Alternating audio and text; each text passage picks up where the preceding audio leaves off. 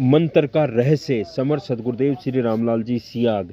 मंत्र विद्या हमारे देश में आदिकाल से चली आ रही है। शब्द से सृष्टि की उत्पत्ति के सिद्धांत पर ही हमारे ऋषियों ने मंत्रों की रचना की है। शब्द ब्रह्मा से परब्रह्मा तक की प्राप्ति का हमारे दर्शन का सिद्धांत पूर्ण रूप से सत्य है। यह हमारे दर्शन का उच्चतम दिव्य विज्ञान है। मंत्र विद्या का पतन नकली गुरुओं के कारण हुआ है। बिना गुरु दीक्षा के कोई मंत्र सिद्ध हो ही नहीं सकता है। मेरे माध्यम से जो परिवर्तन मानवता में आ रहा है, मात्र मंत्र शक्ति का ही प्रभाव है।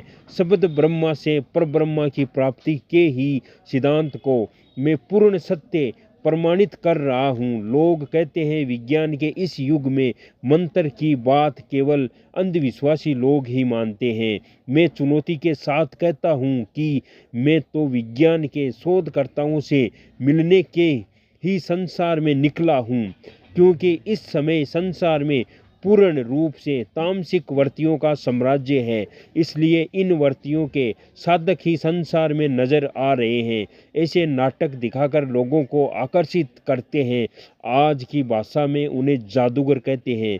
यह लोग मात्र प्रेत पूजक होते हैं। भगवान श्री कृष्ण ने इस संबंध में गीता में कहा है, यान्ति देवर्ता देवान पितृ नयान्ति पितृवर्ता बुथानी यानिन्त बुथे जना यान्ति मद्धा जिनो पी माम। देवताओं को पूजने वाले देवताओं को प्राप्त होते हैं, पितरों को पूजने वाले पितरों को प्राप्त होते हैं, बूथों को पूजने वाले बूथों को प्राप्त होते हैं, और मेरे भगत मेरे को ही प्राप्त होते हैं। जब शब्द से सर्वभूतों की उत्पत्ति मानते हो, फिर शब्द से ही देव और दानव सभी की उत्पत्ति हुई है।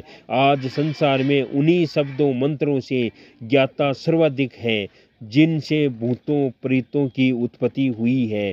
यही कारण है कि परा मनोवैज्ञानिक पर शोध करने वाले पश्चिम के शोधकर्ताओं को ऊर्ध्व गति से अधोगति की तरफ ढकेलने वाली शक्तियां का बिल्कुल ही ज्ञान नहीं है, जबकि इनमें रात दिन का अंतर है।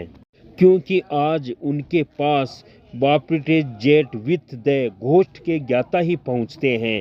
जब उसके पास baptised with the holy ghost के ज्ञाता पहुंच जाएंगे, तभी वे लोग अपने कार्यों में पूर्ण सफलता प्राप्त करेंगे। क्योंकि भौतिक विज्ञान ऊर्ध्वगमन कर रहा है, अतः ऊर्ध्वगमन कराने वाली शक्तियां ही भौतिक विज्ञान का सही पथ प्रदर्शन कर सकती है।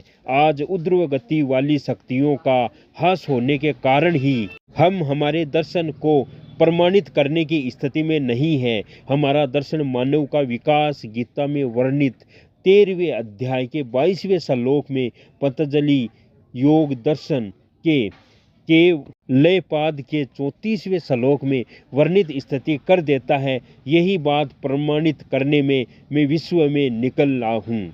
हमारे ऋषियों ने गहन शोध के बाद इस सिद्धांत को स्वीकार किया है कि जो ब्रह्मांड में है वही सब पिंड में है। इस प्रकार मूलाधार चक्र से आज्ञा चक्र तक का जगत माया का, और आज्ञा चक्र से लेकर सहस्रार का जगत परब्रह्म का है। यह सिद्धांत प्रतिपादित किया गया है। वैदिक मनोवैज्ञानिक आध्यात्मिक विज्ञान इसे स्वीकार करते हुए अपनी भाषा में मूलाधार से आज्ञा चक्र तक के जगत को अन्नमय कोश, प्राणमय कोश, मनोमय कोश और विज्ञानमय कोश की संज्ञा देता है। यह जगत सत्ता का निमंतर भाग है, जहाँ विद्या पर अविद्या का आधिपत्य है। आज्ञा चक्र से सहस्त्र को आनंदमय कोश, चित्तमय कोश और सतमय कोश की सत प्लस चित्त प्लस आनंद प्लस सच्चिदानंद संज्ञा देता है।